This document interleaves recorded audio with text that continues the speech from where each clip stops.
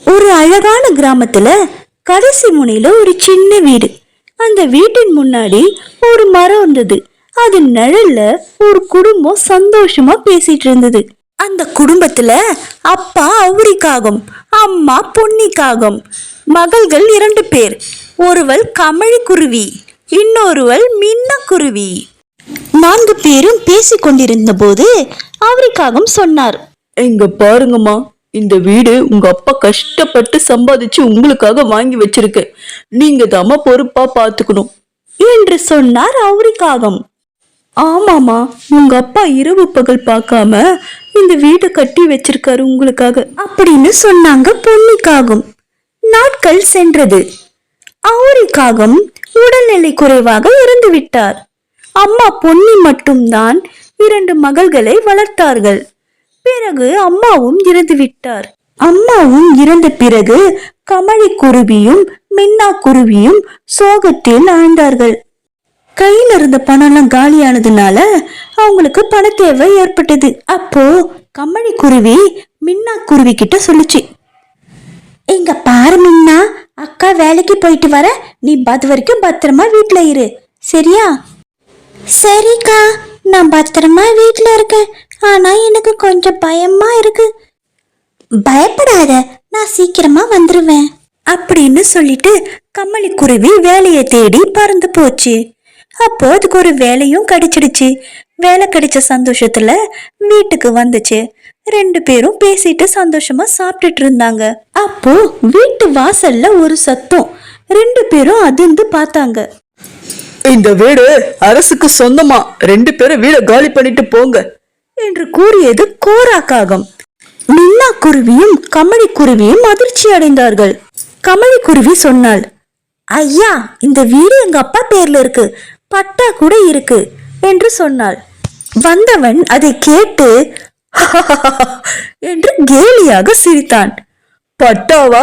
அது காகிதம்னு நினைச்சுக்கோ, நான் சொன்னா அது காணாம போயிடும் என்று சொன்னான் அந்த கோராக்காகம். மின்னா அழுதாள். அக்கா, நம்ம வாழ்க்கை இந்த வீட்டோட செதற போகுதா? அப்போ வீட்டுக்கு வந்தார் குட்டா காகம். அவர் கண்கள் ஈரமானது. நான் உங்க அப்பாவோட உயிர் நண்பன்மா. இந்த வார்த்தை கேட்டதும் இருவரும் அழுதார்கள். உங்க அப்பா இல்லைன்னு நீங்க தனியா இருக்கீங்கன்னு அர்த்தம் கிடையாது, நான் இருக்கேன். இந்த பிரச்சனை எல்லாம் சரியாகிற வரைக்கும் 2 பேரும் எங்க வீட்டுல தங்கிக்கோங்க. நான் இதெல்லாம் முடிச்சிட்டு உங்களை வந்து கூட்டிட்டு போறேன் அப்படின்னு சொல்லிட்டு குட்டாக்காகவும் ஊர்லயே பெரிய தலைவரை தேடி போனாரு. அவரு நீதிக்கு பேர் போனவரு. அவர்கிட்ட இந்த விஷயத்தெல்லாம் சொன்னாரு. அப்போ அவர் என்ன சொன்னாருன்னா, ஐயோ, நைட் ஆயிடுச்சே, பசங்கெல்லாம் தூங்க போயிட்டாங்களே, அந்த வீட்டுல இப்ப என்ன நடக்குதுன்னு எப்படி கண்டுபிடிக்கிறது? யாரு அனுப்புறது? என் பொண்டாட்டியை நான் அனுப்பி வைக்கிறேன், அவ போய் பார்த்துட்டு வரட்டும். அவ தான் இந்த மாதிரி ஒட்டு கேட்கிற விஷயம்லாம் நல்லா கேட்டுட்டு தான் வருவாளே, அவளையே அனுப்பி வைக்கிறேன். தலைவர் பொண்டாட்டியும் சரி நான் போயிட்டு வரேன்னு சொல்லிட்டு அந்த வீட்டை நோக்கி போனாங்க. போயிட்டு வாசல்ல நின்று இவங்க பேசுறத கேட்டாங்க. அண்ணா, அந்த பொண்ணுங்க பிரச்சனை பண்ணிட போறாங்கண்ணா. அதெல்லாம் பயப்படாதடா, அந்த பொண்ணுங்களுக்கு யாரும் இல்ல, அண்ணாத கழுதைங்க, ஏன்னு கேட்கறதுக்கு ஆள் வரமாட்டாங்க. இந்த வீடு நம்மளுக்கு தான் சொந்தம், சந்தோஷமா இருடா. வாசல்ல நின்று ஒட்டு கேட்டுட்டு இருந்த லூனா குருவி ரொம்ப கவலைப்பட்டுச்சு. அடப்பாவீங்களா, சின்ன பொண்ணுங்க பாவம் அப்படின்னு சொல்லி ஃபீல் பண்ணுச்சு.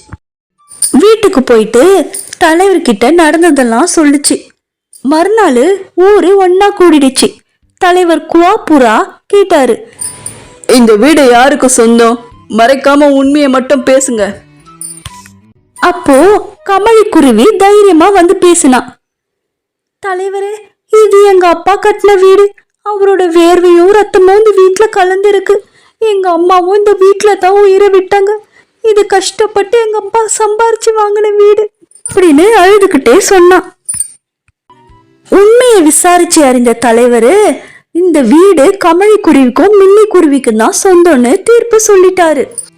கோராக்காகவும் உண்மையை தெரிஞ்சு மாட்டிக்கிட்டதுனால துருன்னு முழிச்சிட்டு தலைவர்கிட்ட போய் கெஞ்சினான். தலைவரே, என்ன மன்னிச்சிருங்களேன், நான் தெரியாம தப்பு பண்ணிட்டேன். அந்த வீடு மேல ஒரு ஆசையில நான் பண்ணிட்டேன். என்னை மன்னிச்சு விட்டுருங்களேன் அப்படின்னு கோராக்காகவும் தலைவர்கிட்ட கெஞ்சின்னு இருந்தது. அப்ப தலைவர் சொன்னாரு, மன்னிப்பு பலவீனத்துக்கல்ல, உண்மைக்கு தான். உண்மை அழ வைக்கும், ஆனா அதே உண்மை ஒரு நாள் உயிரைய காப்பாற்றும். கோரா காகத்தை 10 வருஷம் ஊரை விட்டே விலக்கி வச்சாங்க. கமலி குருவியும் மின்னி குருவியும் குட்டா காகத்துக்கு நன்றி சொன்னாங்க.